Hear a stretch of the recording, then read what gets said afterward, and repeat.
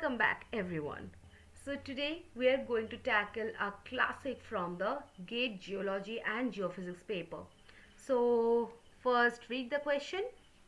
Question 40.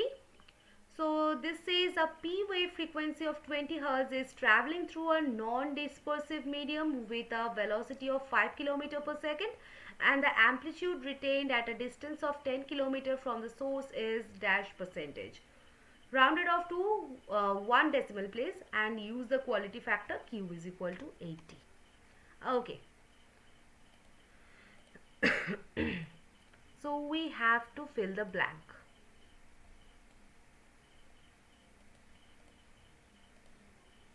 Okay. Now imagine a P wave. It's got a frequency of 20 Hz. Okay. Like full of energy. Now it's zooming at 5 km per second. But here is a catch. The journey is 10 km long. Now as this wave travels through the earth, it's going to lose energy and we call the energy loss as the attenuation. Okay. Now think of it like this, you leave home with 100% energy, but after a long commute through traffic, how much is actually left?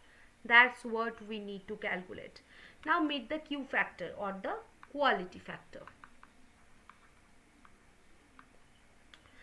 So in our problem, Q is what? 80, right? Now think of Q as the stamina of the rock. If Q is high, the rock is an elite athlete, very little energy loss.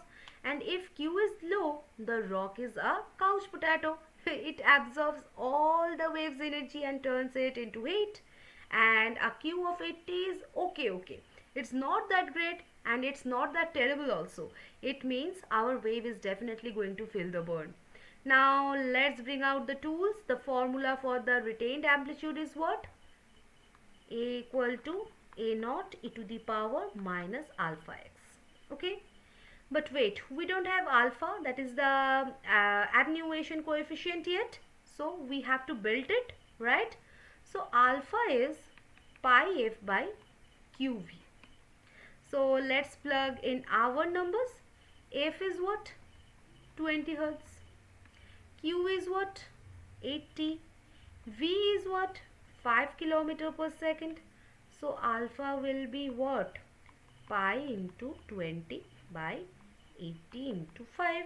That is 20 pi by 400. That is pi by 20 kilometer inverse. Okay. So now let's find the retained amplitude ratio. A by A naught, where x is equal to what? 10 kilometer. So A by A naught will be e to the power minus pi by 2. So it will be near about e to the power minus 1.57. Okay. So if you punch e to the power minus 1.57 into your calculator, you get approximately 0.2078. Okay. Now this means if you send 1 unit of energy, only 0.2078 units actually survived the trip. So to make it a percentage, we just multiply it by 100.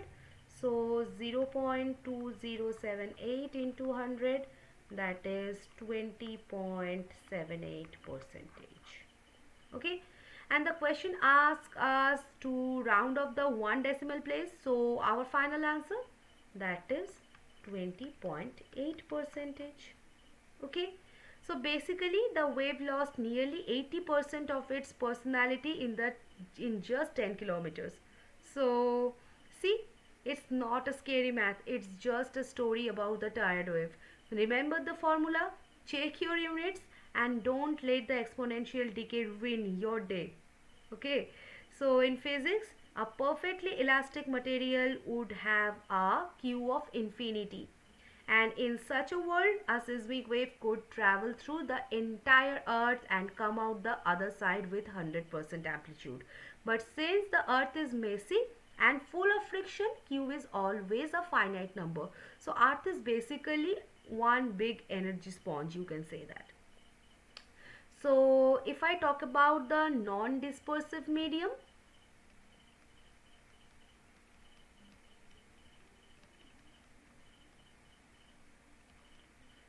so this is a fancy way of saying the velocity does not change with the frequency.